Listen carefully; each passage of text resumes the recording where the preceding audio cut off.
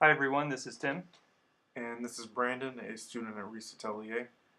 This video we're going to introduce a new product from Artifacts. It's a lead primed linen. One of the great things about lead priming is that it's going to set up the paint a little faster than a traditional oil primer, allowing you to go on top a little thicker and help you retain some of the brush marks and get a variety of brush marks. So we're going to focus mostly on the amount of mark making we're able to create with it here. So as we start here, you can already see some marks on the canvas. I've been able to get some sort of scumble look with it, some of the dry brush look because of the texture of this canvas. We've got a clear shot of what the canvas is actually textured like here. So it's enough texture to pull the brush or to drag against the brush and create some of that speckled variety. And then it's also smooth enough so that when I dip into a little bit more oily paint or even a little bit of terp, I'm able to lay down a stroke and have the individual hair of the stroke be retained here. So you can see some on the sides of the mark, or sides of the face here, some of these marks where we've got almost long, thin lines here. So that's me dipping into just a little bit of paint with a rosemary comber, which is a brush that has sort of an irregular tip. It's good for making claw marks or grass or even hair. And then because this surface is oil primed, it's not really absorbing much of the paint here. It's letting the paint kind of sit on the surface, so when I make a mark, it retains the clarity of that mark and the sharpness and crispness of the mark. If this were something like an acrylic primed surface or something more absorbent like a cotton, then these marks often get kind of sucked up, almost like a paper towel sucks up water when you're trying to clean something up, and it kind of spreads out and diffuses it a little bit, which results in marks that are less clear. It almost like everything's kind of hazy or fuzzy or squishy without as much resolution. So this being an oil primer, it's really letting the paint kind of sit on top. And as you can see now, we're not very far into the painting. Now this video is sped up to be about 4 times the actual speed. So I think the video is about 90 minutes long to do this painting. We've got it down to about 23 minutes. So we're really only 6 or 7 minutes into the video, and I'm getting some paint on top that's actually a little thicker already. And you can see me wiping off there. That wiping off with the paper towel, that's something that you can really only do with an oil primed surface, where you can just dip into a little bit of terp and pull it right out and then get back down to the white of the canvas. There I am doing it there. And what I like about being able to do that is that I can more clearly define boundaries and create sharper edges just by lifting paint out and going back down to the original priming of the canvas. It allows things to be a little sharper, a little crisper. Again, if this were on a canvas that was a little more absorbent, then I wouldn't be able to lift things out all the way. And then there would be almost a ghost-like, just a faded out transition between the paint of the face that I painted and the white of the canvas, and things would just look a little hazier and out of focus. And my goal here in the beginning is to have everything be pretty sharp, very clear, and really well defined, because I may or may not want to go in and paint that background. And if I have a sort of soft or hazy transition between the face and the background, then that means later on, if I need to get a hard edge along, for example, the side of the face, it means I would have to go paint a background. And I'd probably have to paint it with really thick paint, which I don't necessarily want to do. One of the joys I get out of doing these types of paintings here is that I really get to foil transparency and opacity and kind of use that idea to shift the viewer's focus and shift or create a lot more interest and depth in the piece. Make some things really solid and some things really transparent and sort of force them into the background a bit. So again, I like to be able to have the ability to dig down and wipe out, like I've done on the side of the face here. Now this particular lead primed surface is a little different than other lead primed surfaces I've worked with. It's not as non-absorbent as some other ones, which I think most people will probably find more advantageous and more beneficial. It holds the paint a little bit more. sometimes in probably 99% of situations, I'd say for me that that's a good thing. But in some areas where I'm trying to keep a really, really clean background, that can be a little tough. You can see as I'm still carving in the face with a bristle brush there, that it is still leaving a little bit of that initial, face color there on the side, which I'm trying to really dig down and get out. Depending on how crazy I want to get with keeping things really clean and really transparent, sometimes I want it to be perfectly white there. And in this case, it's left a little bit of a yellowish tint. Again, it's not going to be necessarily a bad thing. I don't think it's a deal breaker. And in, like I said, most other paintings I do, I am going to be putting some sort of background there. I am going to be layering the painting in some sort of way. So again, it's not a huge deal there. But here we get to, again, one of the other benefits of having a lead primed surface as opposed to even just a traditional oil primed surface. The lead priming causes the paint to set up a little bit faster than it would set up in a traditional oil primed canvas, meaning you're able to layer paint more quickly.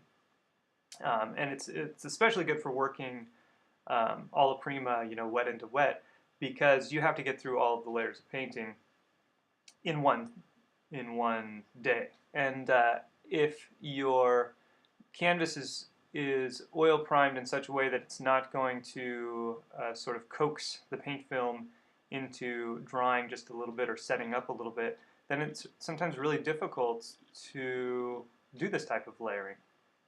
And I've painted on some substrates that I've primed with, for example, oil alkyd primers with 3 or 4 coats of oil alkyd primers, and those are really great because the next day you can go in and completely wipe the canvas off if you don't like it and go right back down to the white. But the challenge with those is that the paint just stays so wet on top. It's not setting up as much. The surface isn't grabbing as much of that paint, and so you have to be really, really careful when you're laying pieces of paint on top of that, so that you're not either wiping the lower layers away, or smashing the top layers and sort of mixing them into the lower layers. So you have to be just a little more tricky, or you have to be a little more careful, because it's a little more tricky to retain the clarity of your brush marks as you layer them up. Whereas here I'm not really having as much of an issue with that. I can, for the most part, go almost immediately into painting right on top of some of those initial layers. That's really great, especially as I'm starting to add in some dark accents now. A little difficult to see because of the glare, but I'm going in there with the mouth to clarify some of the darks of the mouth. I've gone in with the eye. Now, typically, if you have a primer that doesn't set up as quickly as a lead primer, this can be a tricky and sometimes dangerous thing to do, because if your paint is significantly lighter and you go to put a dark accent on top, a lot of times that dark accent just kind of mixes in with the layer underneath, and then you end up with mud, or something that's really chalky.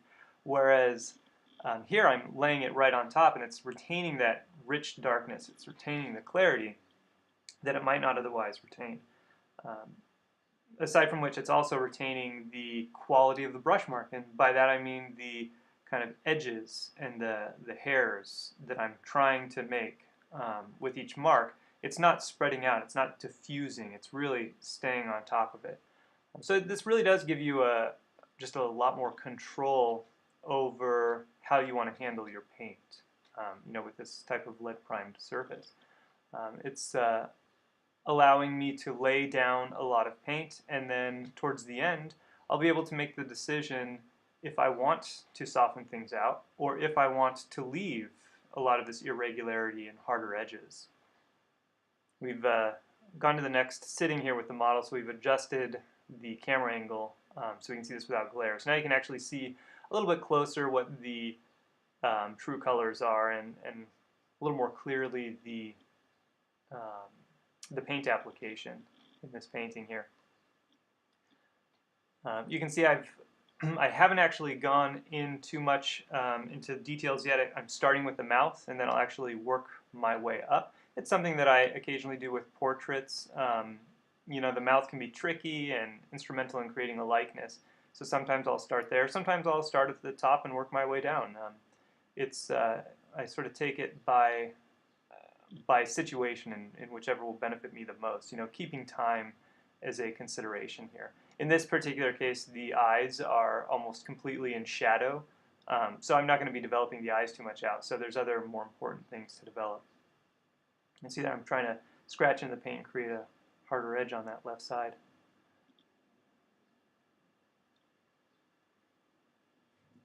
So all the marks are really so far retained and clarified. I haven't softened anything yet. I mean, even the marks that are in the shadow side, which will pretty much be, for the most part, as much development as is going to happen in the shadow side, they're still retaining that initial clarity and quality. And I will leave that there until I've really built up as much as I can in the halftones and the lights, because I'll be able to make a better decision about how to soften the shadow side. If the variation that's created by those original marks becomes too distracting, or it looks like it's reading as too much information, then I will knock those down. And that's something that the lead primed surface is going to give me the ability to do. While this lead primer is grabbing the paint and allowing me to build on top of it because it's setting it up, it's not actually drying it out. It's not really absorbing all of the oil out of it like a more absorbent canvas might. So I am getting that opportunity to let the paint just remain the way it is, and then I'll make a more educated decision on my softening afterwards.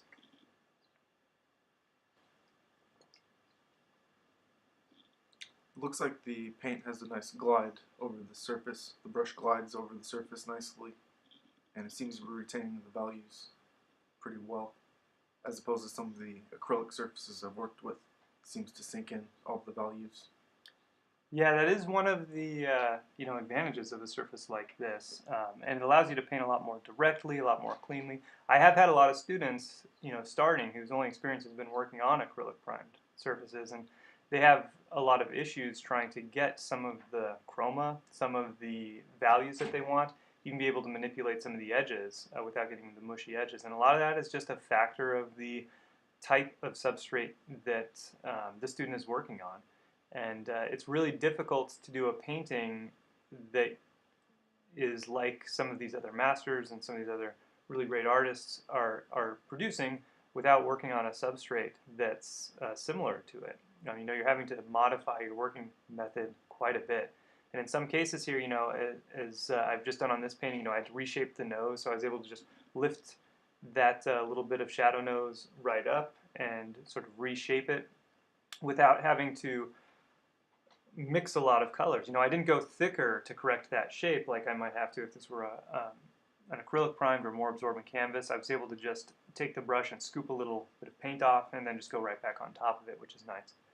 And in some ways, it's even it's a little easier to correct shapes than on something like an oil alkyd primed surface, which can get a little slick. Because if I were to have lifted off some paint to reshape an area, it would have lifted the paint off almost all the way. And then you have to really lay down a lot more and repaint it. As opposed to this surface, it's grabbing enough of the paint so it's letting me just lift up down to a layer directly underneath that layer that I'm trying to correct. So it's just a little more control, and really that's what it comes down to. You're getting really specific results and having a lot more control of the mark making in the brushes. So we're closing towards the end of the painting here. Maybe I guess we're about 2/3 of the way through the painting.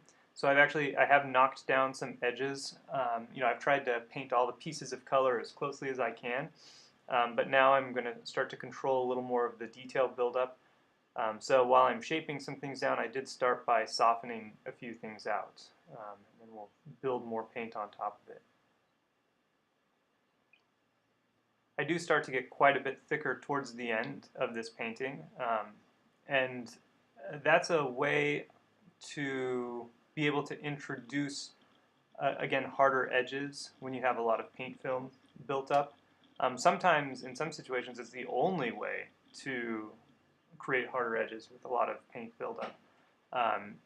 You have to start to go really thick with a controlled mark to lay it down and be able to get something that looks really crisp and something that doesn't mush into its surrounding elements.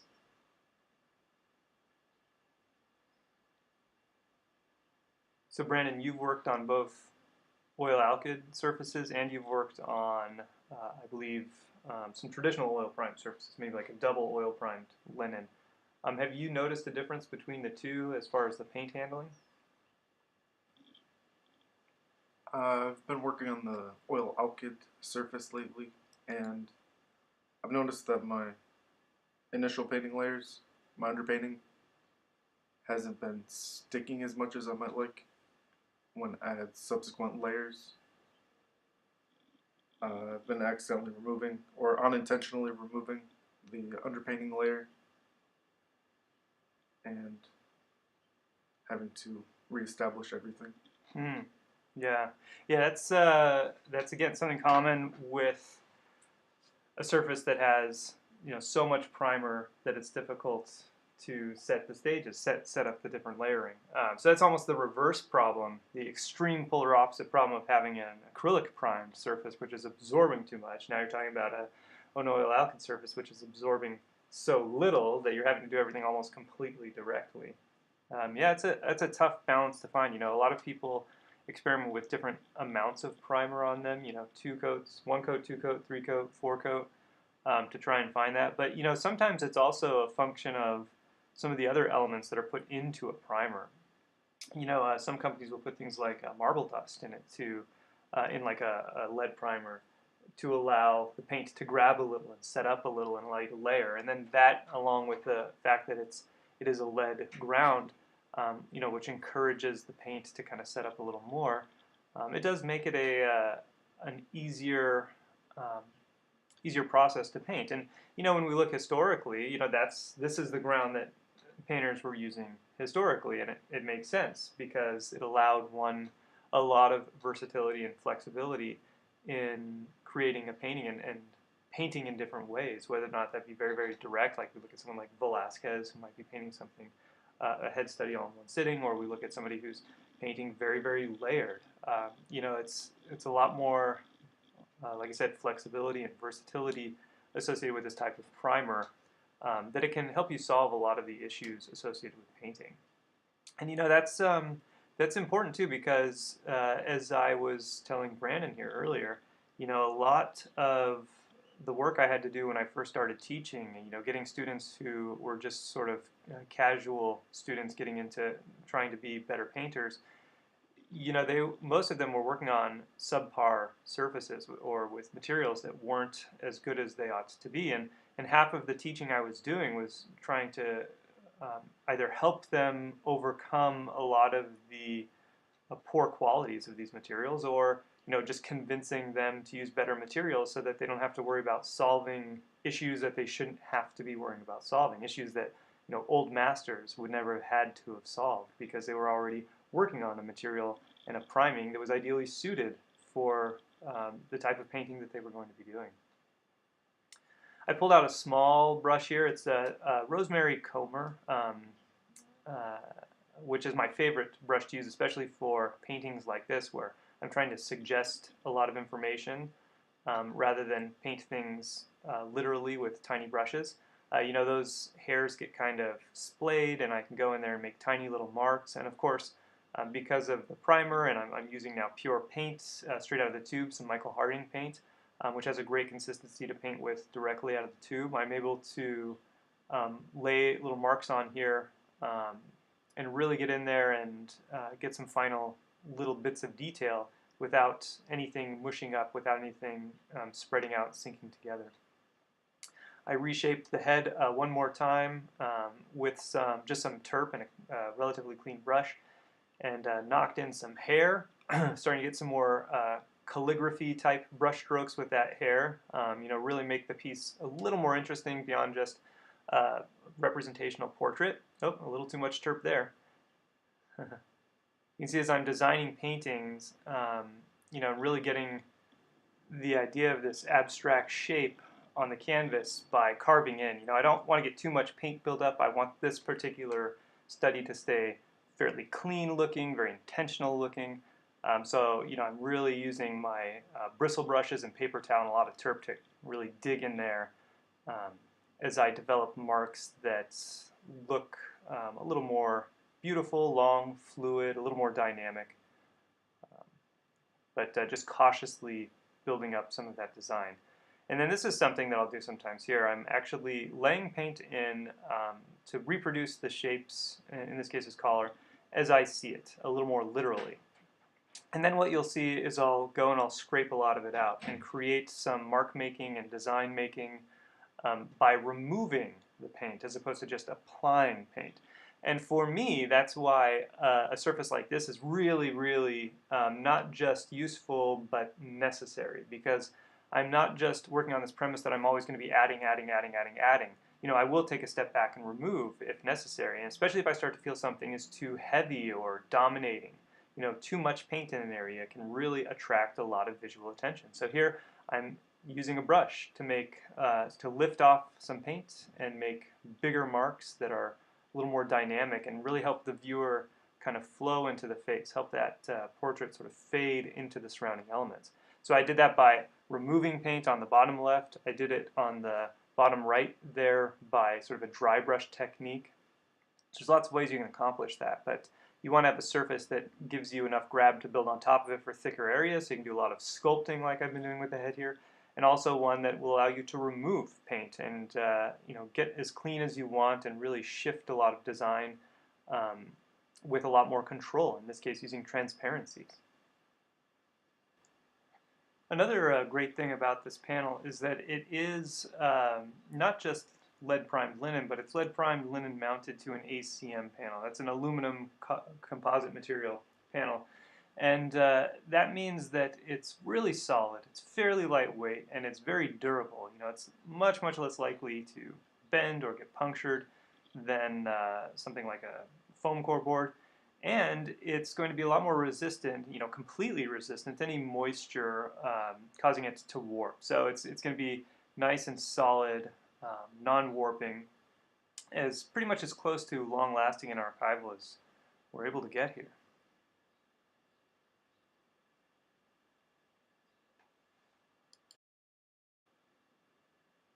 There we have it. And that's the final painting with Artifex's new lead-primed surface. There you can see a straight-on shot of it with a little less of the camera skew there. But we're really looking at variety of brush marks here, ability to layer with the paint setting up, ability to dig back down into the paint as needed to create a piece that's exactly the way we want.